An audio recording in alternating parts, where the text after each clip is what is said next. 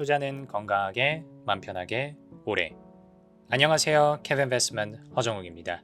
오늘 촬영일자 6월 21일이고요. 엊그제부터 이제 굉장히 뜨거운 소식이죠. SK 이노베이션이 비상장 기업인 SK ENS를 합병한다라고 하는 소식이 뜨면서 갑자기 SK 이노베이션의 주가가 장중에 급등하는 그런 사건이 있었어요. 그래서 왜 인수를 하냐라고 하는 표면적인 이유에 대해서는 이제 뉴스를 접하신 분들은 아마 다들 익숙하게 아실 거라고 생각을 합니다. 그래서 SK 이노베이션의 현재 지금 자회사로 들어가 있는 2차전지 회사죠.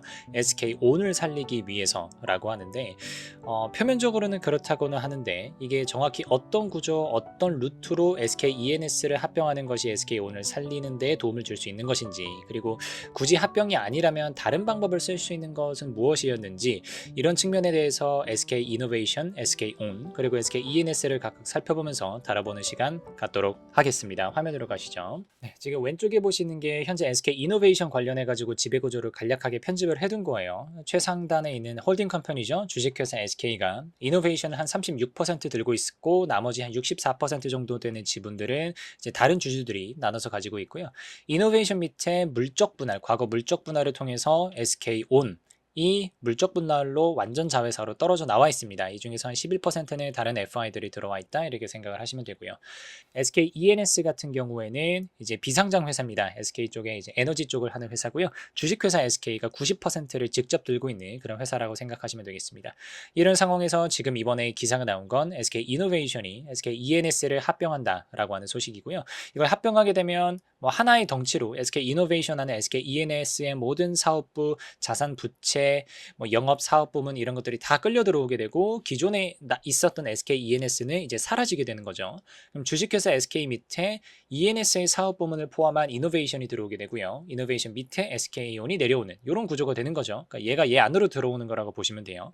그럼 이런 겁니다. 저희가 지금 SK 이노베이션과 SK ENS의 합병을 다루고 있는데 이게 도대체 SK온이 얼마나 지금 상황이 어렵길래 자회사 하나를 도와주기 위해서 위에 막 모회사들이 막 지배구조가 변형되고 합병하고 이런 불편한 짓들을 해야 되느냐라고 하는 걸 말씀드려보면, 먼저 올해 1분기 기준으로 SK온의 재무상태표예요. 지금 자산이 36조고요. 부채가 이미 23.5조입니다. 그러니까 자본보다 부채가 훨씬 큰 거죠. 거의 부채 비율이 200%가 조금 안 되는 그런 상황일 건데, 자산 36조 중에서도 제가 항상 어떤 걸 강조를 드리냐면 현금을 얼마나 가지고 있느냐, 이게 되게 중요하다라고 말씀을 드리죠. 그래서 현금이 3조 3천억 밖에 없습니다. 그러니까 자산 36조 중에서 현금 3조 3천억 정도. 물론 일반적인 자산 배분이라고 하면 자산 중에서 한 10% 정도가 현금으로 들어가 있는 거니까 이건 일반적인 구조라고 볼 수도 있을 것 같은데, 제가 주목하는 거는 부채 내역 중에서도 금융부채입니다. 제가 저희 수강생분들한테는 이렇게 말씀을 드립니다. 부채는 유동부채, 비유동부채를 구분할 것이 아니라 이자 부담, 이자 비용이 발생하는 금융부채, 뭐 차입금이라든가 회사채라든가 리스부채, 이런 금융부채, 그리고 걔네들이 제외한 나머지 뭐 매입채무나 선수금 같은 영업부채로 분리하라고 말씀을 드려요. 그래서 영업부채가 많아서 부채가 많은 거는 당장은 크게 위험한 건 아니다, 오히려 좋게 해석될 수 있는 경우가 되게 많다라고 말씀을 드리고, 반대로 여러분들이 우려하시는 그 부채가 많아서 위험하다라고 하는 거는 금융부채가 많을 때, 차입부채가 많을 때 위험하다라고 말씀을 드리죠. 그래서 살펴보니까 부채 23.5조 중에서 내가 이자 비용을 부담해야 되는 금융부채가 19조가 된다는 거죠. 물론 제가 이거를 만기를 상관 안 하고 그냥 써두긴 하지만 내가 들고 있는 현금은 3조 3천억인데 갚아야 되는 부채 원금은 19조라고 하면 이게 굉장히 부담되는 상황이라고 하는 거는 여러분들 모두가 느끼실 것 같아요. 이 상황에서 SK온이 자체적으로 이 위기를 타개할 수 있는 거는 자기가 돈을 잘 벌면 됩니다. 지금 현금 3조밖에 없어도 앞으로 영업활동을 통해서 2차 전지를 잘 팔아서 돈을 잘 벌고 원리금을 잘 갚아나가면서 부채 규모를 줄이고 서서히 현금 규모를 늘리고 하는 그런 전략들이 나와준다면 너무나 예쁘게 SK온이 성장할 수 있는 그런 발판이 되겠지만, 2023년도 기준으로 SK온이 손익계산서를 가지고 왔습니다. 매출은 지금 좋아요. 1기 때 이제 떨어져 나온 이후로 1조 찍다가 7조 6천억, 13조 이렇게 떴었는데, 문제는 이제 영업이익이에요. 영업이익이 적자 3천억, 적자 1조, 적자 6천억 이렇게 뜹니다. 순손실 기준으로도요. 적자 2천억, 적자 1조, 그리고 적자 7천억 이렇게 뜨는 상황인 거죠. 그러니까 여기에는 두 가지 이유가 있습니다. 첫 번째로는 성장을 하기 위해서 굉장히 많은 투자 비용들이 집행되고 있는 상황이고, 그래서 매출이 늘어나는 것은 좋습니다. 그래서 그런 상황은 좋은데 단기적으로 비용이 굉장히 많이 타다 보니까 이익단에서는 굉장히 즐겁지 않은 상황인 거고, 그리고 올해 2024년도, 그러니까 사실은 정확하게 말하면 작년 하반기부터 작년 겨울 때부터는 전기차 쪽에서의 캐즘 이슈가 지금 들어오면서 2차 전지도 약간 불황을 겪어가고 있고, 그리고 뭐 다른 영상을 통해서도 말씀드렸지만 이제 원재료 가격이 떨어지면서 회계적으로 영업이익이 조금 낮아 보이는 그런 효과가 있다라고도 말씀을 드렸잖아요. 그래서 지금 재무상태표하고 손익계산서를 같이 놓고 봤을 때 SK온은 지금 현재 자기 이 상태로는 절대 위기를 스스로 타개할 수 없는 그런 상황이라는 걸 아실 수가 있어요. 그런 상황에서 사실 개인적으로 저는 뭐 굉장히 조심스럽게 말씀을 드려보면 SK그룹이 SK온을 가지고 저렇게 어떻게 보면 불편한 투자를 계속 집행할 정도로 SK온이 SK그룹한테 중요한 회사냐라고 생각을 하면 저는 그렇지는 않다라는 생각을 합니다.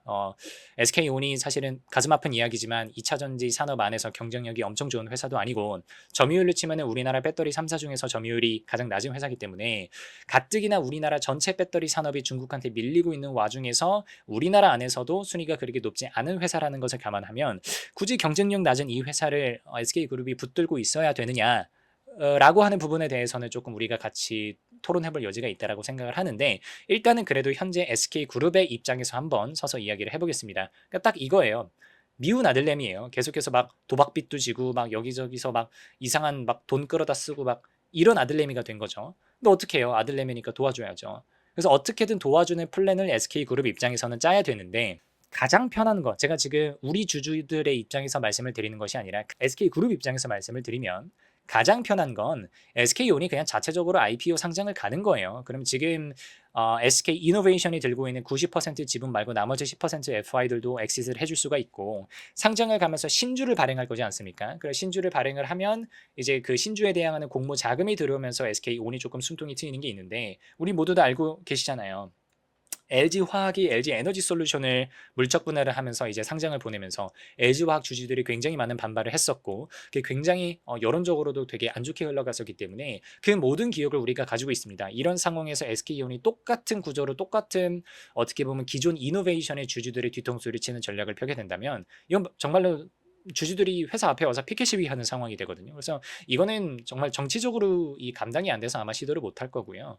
두 번째로 생각할 수 있는 거는, 그러면은 어차피 SK이노베이션이 SK온에 대한 지분율이 되게 높기 때문에 이노베이션이 내가 지금 90% 지배하고 있는 상황에서 조금 더 FI 투자를 받는다고 해서 내 경영권이 위협받는 상황은 아니거든요. 그래서 그냥 지분 조금 주고 FI들 보고 들어오라고 해라. 어차피 SK온은 지금 비상장 회사 아니냐라고 이야기를 할 수 있어요. 굉장히 창의적인 생각이고 일리가 있는 해석이에요. 근데 문제는 이게 현실적으로 통하지 않는다는 거죠. 지금의 전기차 캐즘 구간, 그리고 지금의 2차 전지가 불황을 지나고 있는 구간, 그 중에서도 SK온의 실적 구조를 유지하고 있는 이런 상황에서는 어떤 FI도 저는 SK온에 함부로 투자하지는 않을 거라는 생각이 들어요. 이게 그냥 100, 200억 투자받는 게 아니라 지금 SK온을 살리기 위해서는 조 단위의 투자가 들어가줘야 되는데, 이 자금을 선뜻 SK온에 투자를 해줄 수 있는 FI가 얼마나 되겠느냐에 대한 현실적인 고민이 들어오는 거거든요. 그래서 다른 방법들을 찾아야 됩니다. 그러면 남은 방법은 이 상황이죠. SK이노베이션이 SK온을 직접 도와주면 됩니다. SK이노베이션이 SK온의 모 회사잖아요. 그래서 엄마가 나서줄게, 엄마가 도와줄게 하면서 들어오면 되는데, 문제는 SK이노베이션의 상황이 그렇게 녹록지 않다라는 게 있어요. 자, 보세요.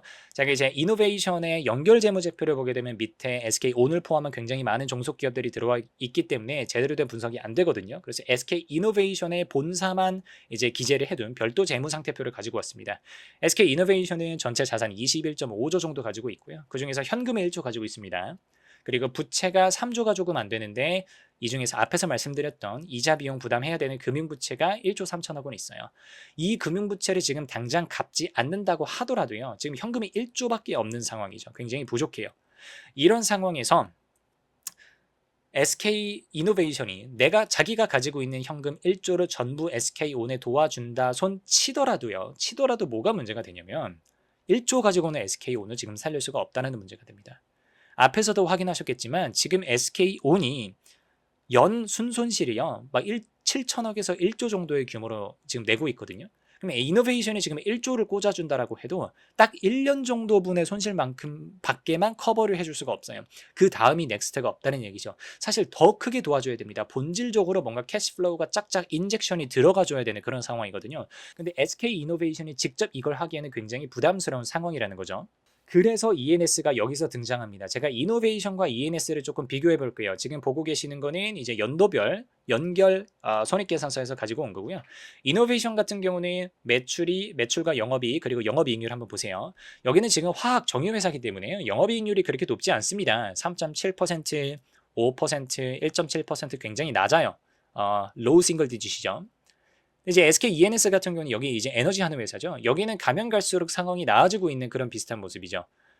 영업이익률이요 8.9%, 14.8%, 그리고 11.6%. 물론 이게 충분하냐 뭐 이렇게 다뤄보면은 저희가 뭐 한도 끝도 없이 이야기해볼 수 있기는 하지만 이노베이션에 비하면 상당히 알짜배기 비상장 회사라는 것을 알 수가 있어요. 그러니까 주식회사 SK 밑에 바로 붙어 있는 거거든요. 이런 상황에서 SK ENS가 이노베이션한테 합병이 당하면 여기 있는 요 실적 구조들 있죠. 요 사업 부분이 얘한테 그대로 딸려 들어가게 되잖아요. 얘가 되게 현금도 잘 버는 기업이거든요.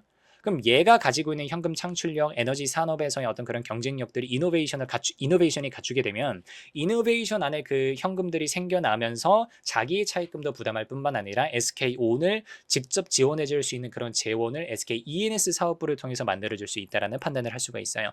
그래서 이노베이션이 ENS를 합병을 한다는 겁니다. 저희가 그냥 뉴스 기사만 보면 이노베이션이 ENS를 합병한다는데 그게 왜 SK온을 살려주는 거지? 하면서 이 맥락이 해석이 안 되실 수가 있는데 이노베이션의 어떤 재무적 상황을 고려를 해보면 혼자서는 도와줄 수 없는 상황이기 때문에 ENS라고 하는 알짜배기 사업부가 같이 내 몸 안으로 붙어 들어와줘야 그 현금 창출력을 바탕으로 SK온을 도와줄 수 있는 기반이 만들어진다는 거죠. 근데 제가 이제 오늘 오전에 강의를 드리다가 수강생분이랑 이 이슈와 관련해서 이야기를 나누다가 질문을 주셨어요. 근데 합병이라고 했는데 왜 굳이 합병을 선택했을까요? 인수는 왜 안 해요? 그냥 인수해도 되는 거 아니에요? 라는 질문을 주셨더라고요. 굉장히 차기적인 질문이죠. 그래서 그분 말씀은 이런 거예요.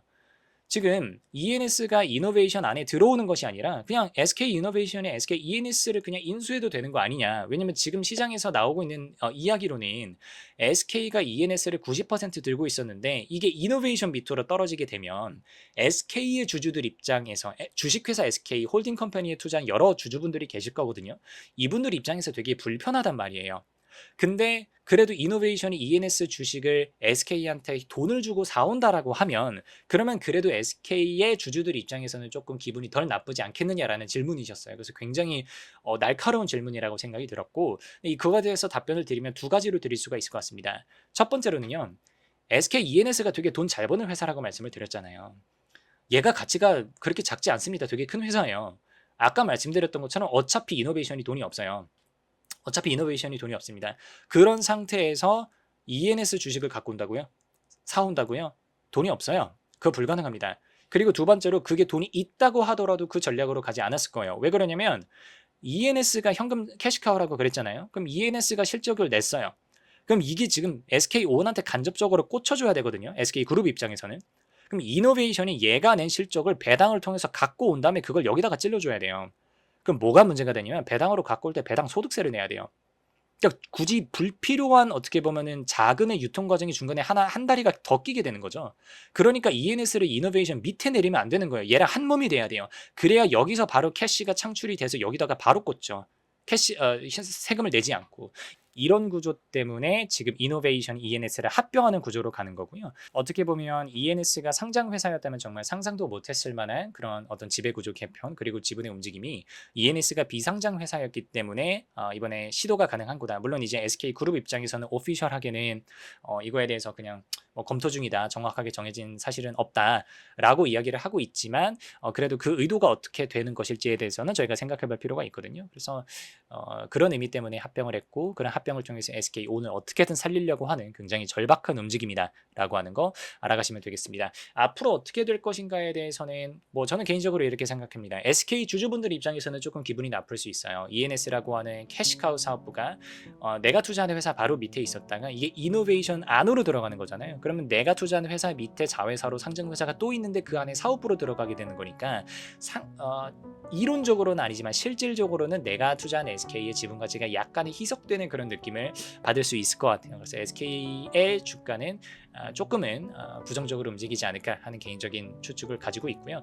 이노베이션 주가는 어떻게 될지 사실 정확히 모르겠습니다. 이게 SK온을 지원하기 위한 목적이 아니고서 그냥 정말 일반적으로 ENS를 이노베이션에 꽂아준다라고 하면 이게 이노베이션의 평균 마진, 평균 성장률이 급격하게 올라가는 결과가 되기 때문에 그런 경우에는 무조건 주가가 그냥 오른다고 말씀을 드릴 것 같은데, 이게 지금 얘가 요 사업부 안으로 들어가서 사업부로 들어가서 캐시를 창출하더라도 결국엔 얘를 도와주는 데 쓸 거기 때문에 얘가 계속 지금 아픈 손가락이거든요.